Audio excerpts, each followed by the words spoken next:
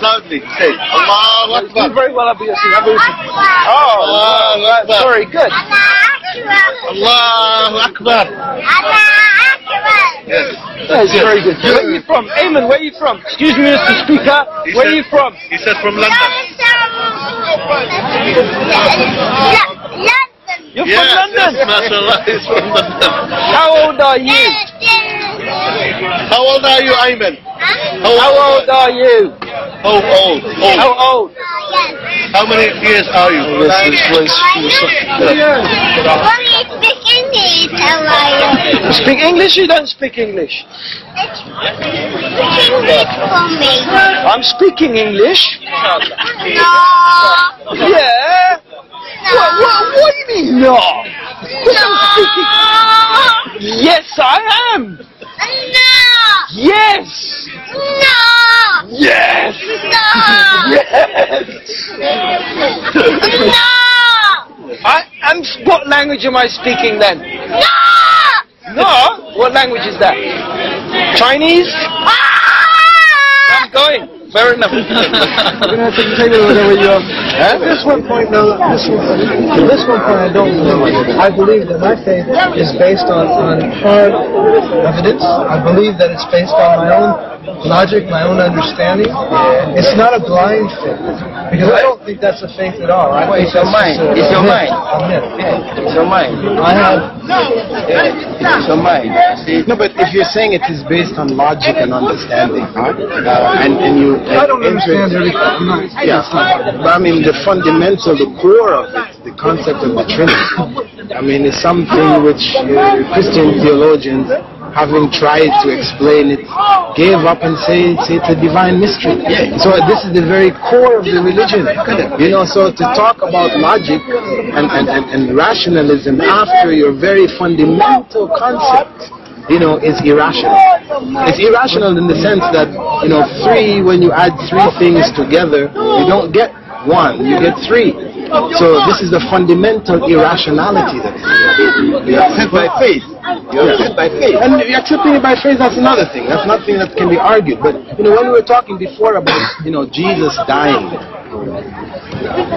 concept of God dying, I mean, is in itself something irrational. Because when we use the term God, as God has always been understood by Jesus and by the prophets who came before him, was one who has no beginning or end. So to speak of God dying, meaning coming to an end, is something irrational. It goes against the very concept of God. But I have to go back to the same point. When you die, and when I die, is that the end? Okay, well then why are you applying the same logic to God? No, what you're saying, when we die... You're saying if God dies in the body, that he is ended. Dying doesn't mean you cease to exist. Dying means your body dies. I mean, I believe I have a soul. No, but the body of Jesus, was the body of Jesus God? Well, no, I believe he was God. No, but was his body God, or it is just the spirit that was God? Was Jesus his body God also, or is it only his spirit that was God? I believe he came down to earth in the form of a man. Okay, that's the way he came. So the form, was that form which was in a body, was that God? The body. Well, I believe he was God. Is God. So the body was God. Not the body. This is the problem. That's the problem. See, this is where you're jammed, because of the fact that in the text it says, in the beginning was the Word was with God, and the Word was God. And then it goes on to say, and the Word became flesh. This is according to John. The Word became flesh. So it meant that the body was God.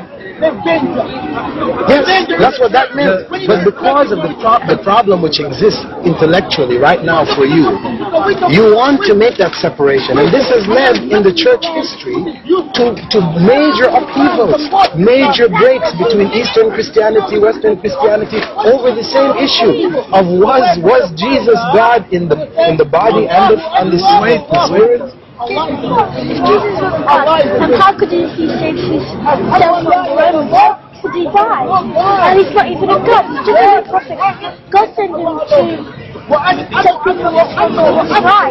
Well, he could have saved himself from the Romans, but he chose not to because he wanted to save us. Yeah, because God is not that. God is up and start. He'll never die and he'll never end, or he'll never start up. I believe in this because I'm Muslim. I don't believe all these things. And God said, pork is haram for us and it's haram for Christians, but you are eating it. There's a worm in that pig which kills people, makes eyes. That's why all English people are ill. None of them are right. That's what I believe. Looking at mine. Anyway, but I want to get back to the point. I don't understand why you can't believe. So you're saying you kind of pinpointed me when you said God is his body. Jesus was God.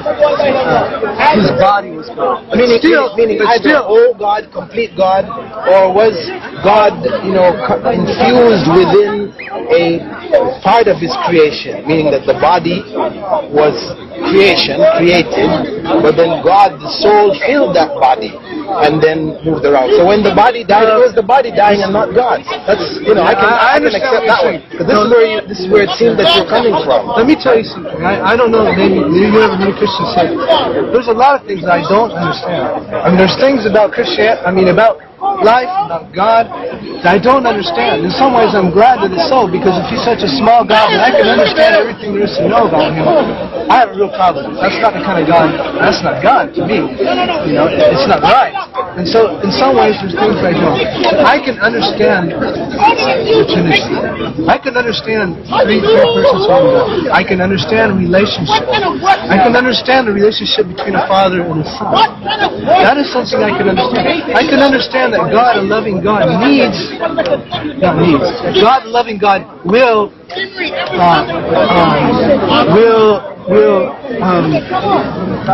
exist. Exist is not the right word either. I can't say. Will be, maybe that's right. Will be, because he's always been, right? Represented or existing in three persons, because he's a God of relationship. I don't believe he's a distant God. He's a God who is here. But do you believe that God is unique? Certainly. I mean, this is one of the basic characteristics of God, that he's unique.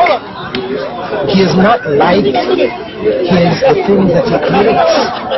The things that he creates, they share these common attributes. But God is unique.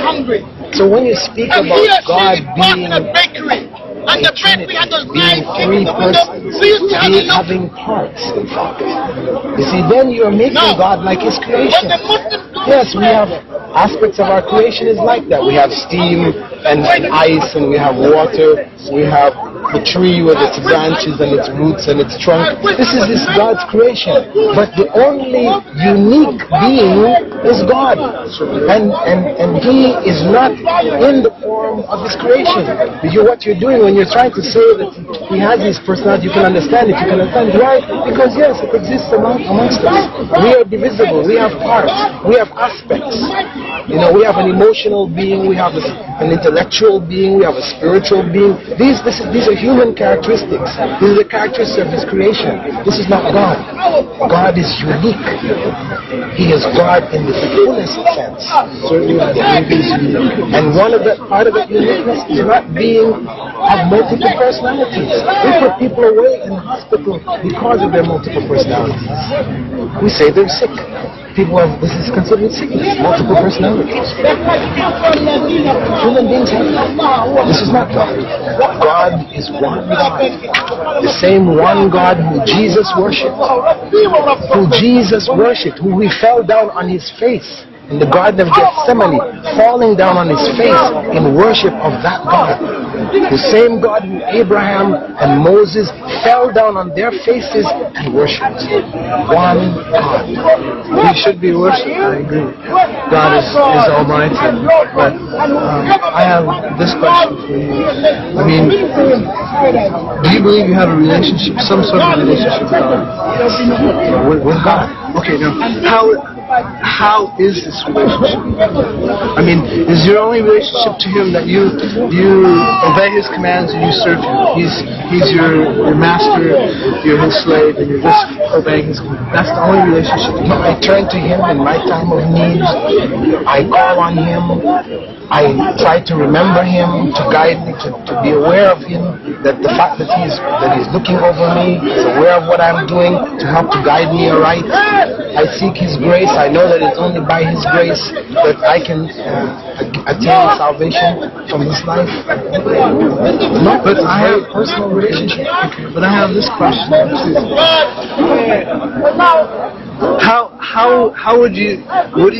What is your concept of love in terms of a person loving another person? I mean, if you love somebody, will you spend time to be with them? Will you not? Will you go to be with them? I mean, say for instance you have a daughter, this little girl, she just came a few minutes ago. You love this daughter. You will go down to her and you will spend time with her. You will play with her. You will try to teach her. You will take the initiative. As father, maybe you're her father. You take the initiative to go down. The little girl may come to you, but if she doesn't, I'll tell you what, you're going to go get her, aren't you? Are you just going to let her go if she wandered off? No, because you're the father. You go get her. And I have this question. In Islam, I believe you have the only way that you believe that God has come to you is through the Quran.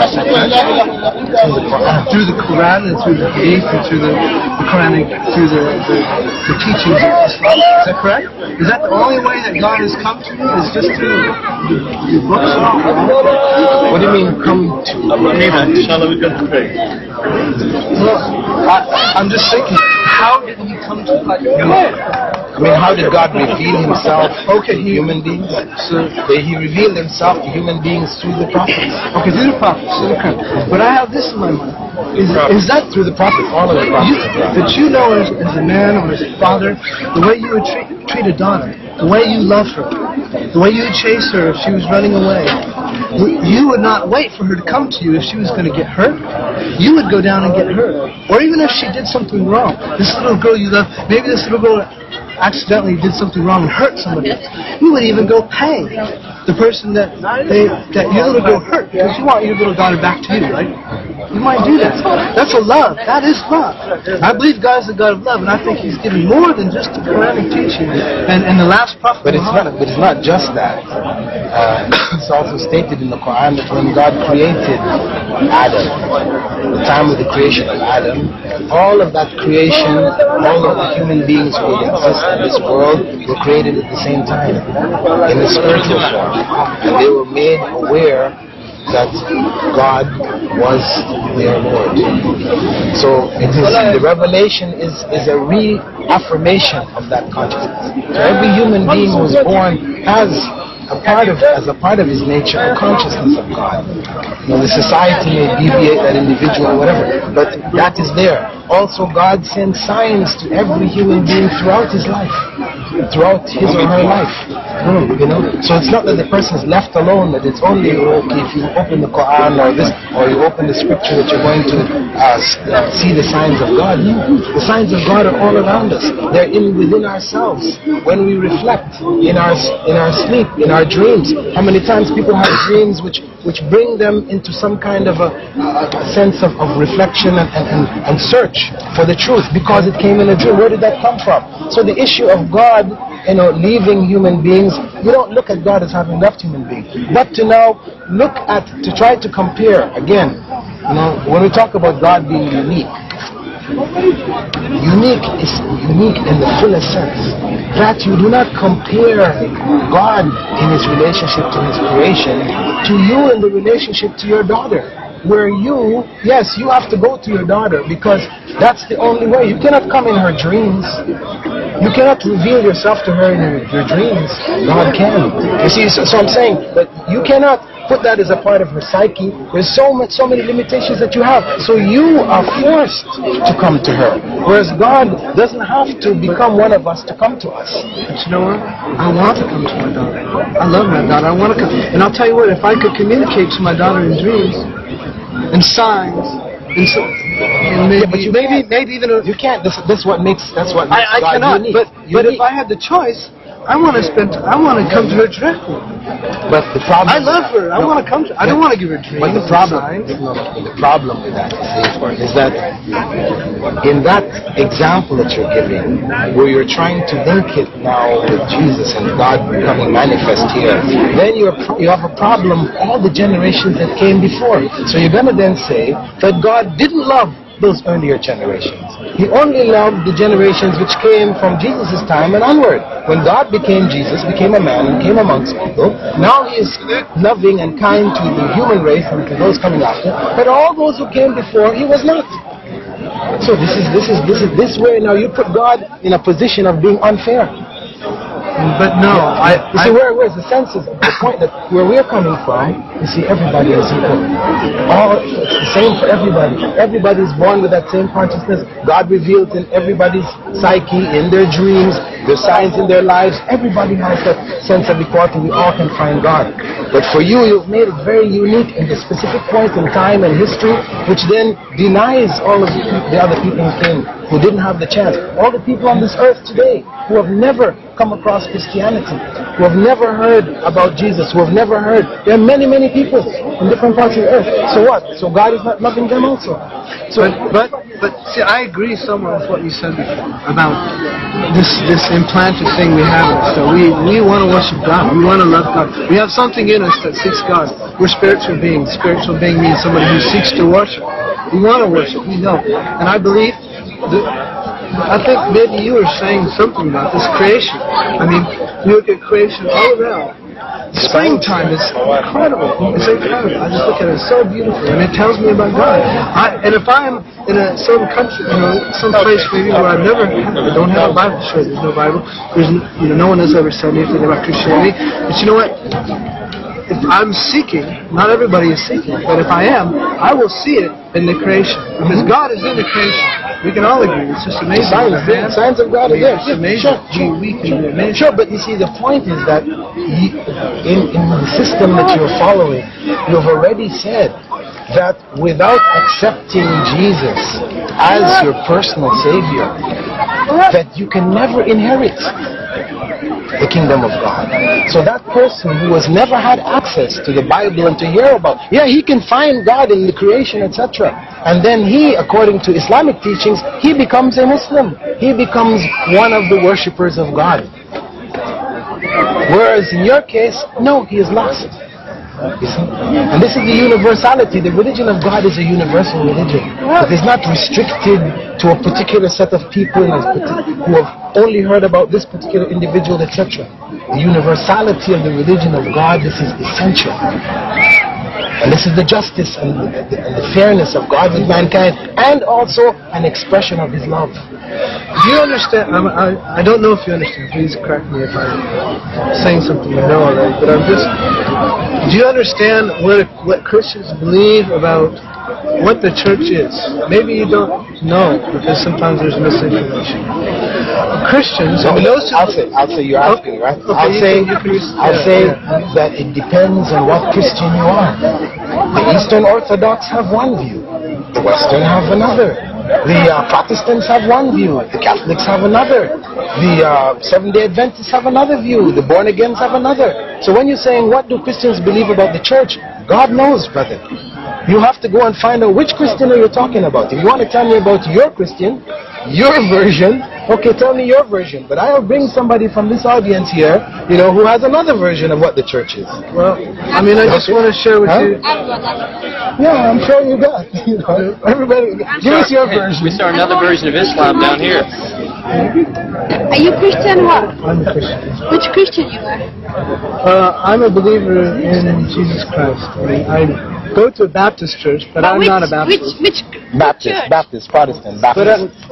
So you do believe in Christmas, you do believe in Easter, you do believe... These are Christians talking. I mean, I believe There's Jesus as many divisions you can talk about in Islam. No, it's not the same. It's not